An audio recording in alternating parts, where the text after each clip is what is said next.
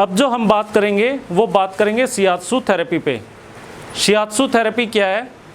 शियात्सु therapy Japan की एक पद्धति है जिसे जापानी भाषा में नाम शियात्सु दिया गया है। जिस देश की पद्धति होती है उस देश के लैंग्वेज के आधार पर उसका नाम तय कर दिया जाता है, जो कि बड़ी ही सुगम थेरेपी है। इसमें आप मर्म बिंदुओं पर दबाव दे के उनको मसाज दे करके व्यक्ति के रोग का इलाज करते हैं।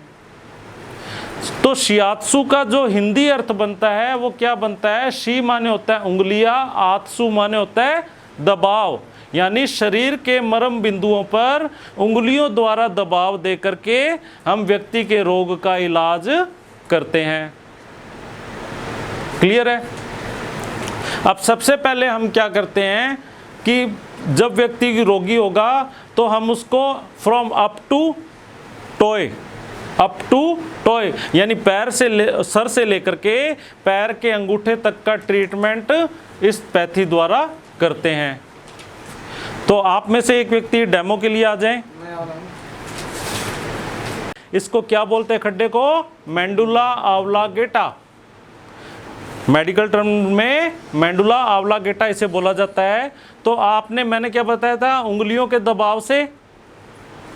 दबाव से। तो आप सबसे पहले क्या करेंगे कि यहाँ पे इनका जो ये खड्डा है, ठीक है, यहाँ पर अंगूठा रखेंगे इस तरह से, ठीक है, अंगूठा रखा और इसको राउंड शेप देंगे क्लॉकवाइज, ठीक है, और उसके बिल्कुल बराबर इस तरीके से चलते जाएंगे जैसा कि आपके नोट्स में मर्म बिंदु दिखाए गए हैं। सर नोट्स की एक ले लेते, सर के जो है ना बैक साइड के, हाँ, ये जो मर्म बिंदु आपके नोट्स में दिखाए गए हैं उनके अकॉर्डिंग आप चलेंगे।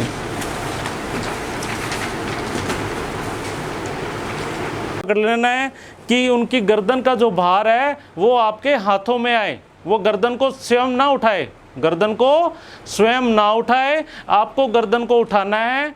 किस तरीके से? इस तरीके से, ठीक है। और क्या करना है? जैसे आप लस्सी बिलोते हो घर में, मदानी चलाते हो, उस तरीके से गर्दन को चलाना है 5-6 बारी, ठीक है। किया, छोड़ दिया। और मैंने आपको बताया था कि 3 का सिद्धांत होता है, तो हमें 3 बार इस प्रकार से करना है। उठाया, मदानी चलाई, छोड़ दिया, उठाया, इस तरह से मदानी चलाई 3री बार और छोड़ दिया। यहां ले गए, किया,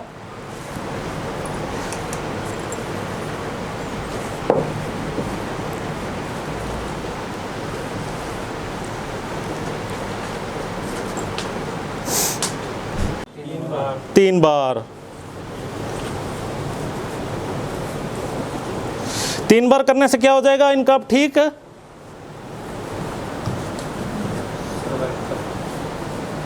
कमर का दर्द। और उसको कहाँ रखेंगे? गर्दन की बिल्कुल बैक साइड में, यहाँ रखा। और कैसे करेंगे? इस तरह से क्लॉकवाइज घुमाइए, ठीक है।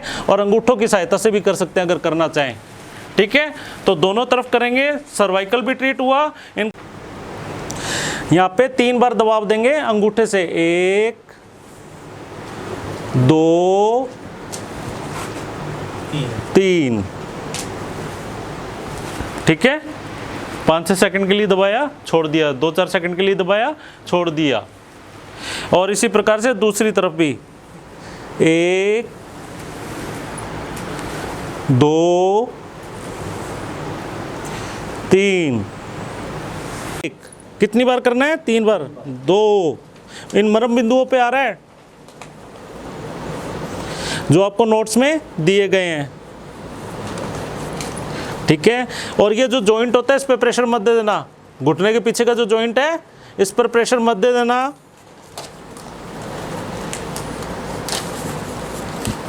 अब हम किसका उपचार कर रहे हैं? इनका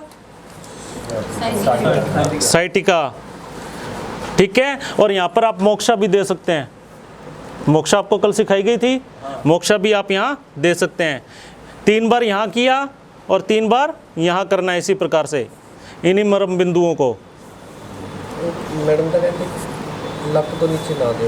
ये पीतल स्टैंड वाला यूज नहीं करते हैं कमर से नीचे। दूसरी मोक्षा आती है, छोटी सी जैसे धूप बत्ती होती होगा कि हम नीचे से ऊपर की ओर क्यों गए, तो नीचे से ऊपर की ओर इसलिए गए कि अगर आप देखेंगे हमारे जो ब्लड का सर्कुलेशन है स्पाइरल फॉर्म में, जैसे वाटर वर्क्स की टंकियां देखते हैं ना आप, सीढ़ियां बनी होती हैं और पाइप यूं स्पाइरल फॉर्म में होती है, तो खून का दौरा नीचे से ऊपर की ओर जाता है, नीचे से ऊपर की ओर जाता है। इसलिए हम जो मरम बिंदुओं पर दबाव देते हैं वो नीचे से ऊपर की ओर देते हैं। तो किसी भी थेरेपी को करेंगे जब तक सर्कुलेशन को सही नहीं करेंगे तब तक परिणाम सुगम नहीं आएंगे।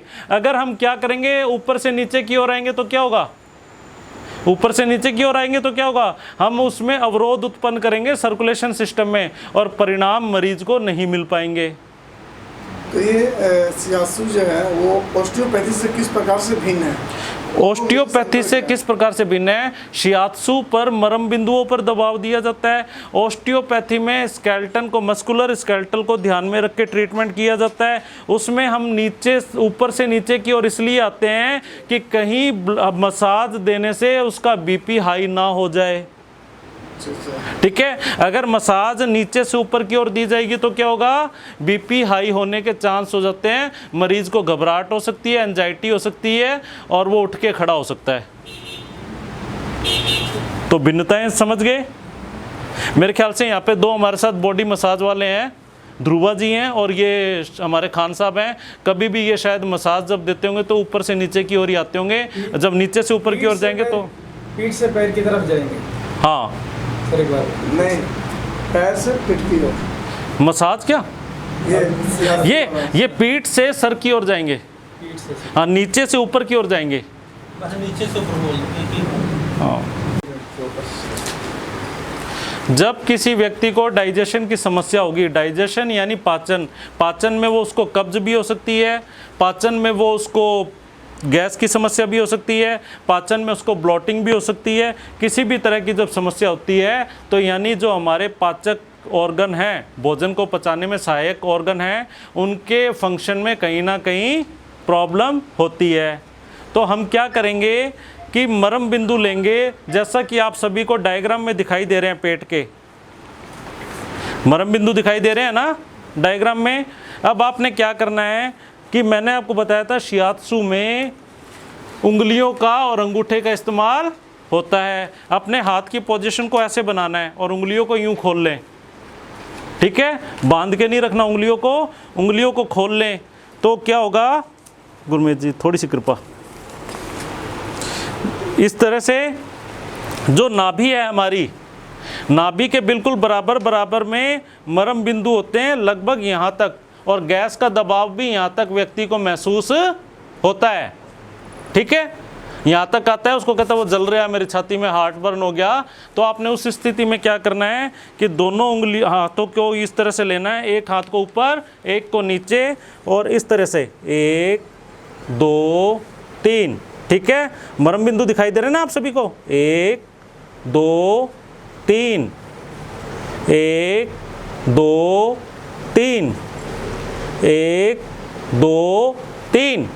ठीक है, इसी प्रकार से 1 2 3, 1 2 3, 1 2 3, 1 2 3। अब 3 बार इधर से और 3 बार इधर से करना है।